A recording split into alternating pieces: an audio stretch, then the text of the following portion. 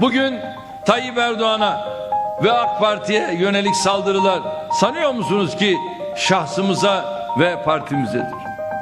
Bu saldırıların hedefi bizlerin nezdinde 80 milyon nüfusu 780 bin kilometre kare toprağıyla Türkiye'dir.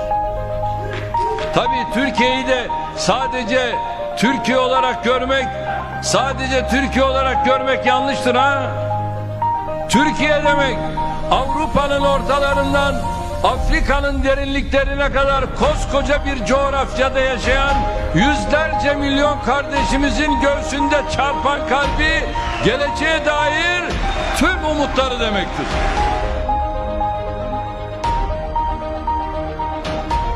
Türkiye demek İslam dünyasında yaşayan 1,7 milyar insanın semaya açılan elleri, dillerden eksik olmayan duaları demektir.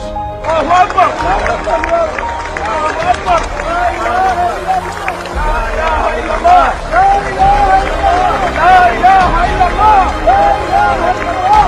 Allahu Ekber!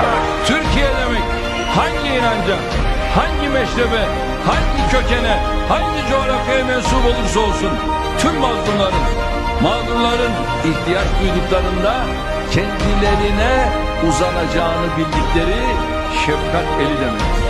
سيد الرئيس فخامة الرئيس رجب طيب أردوان هذا هو الشعب السوداني هذا هو شباب السودان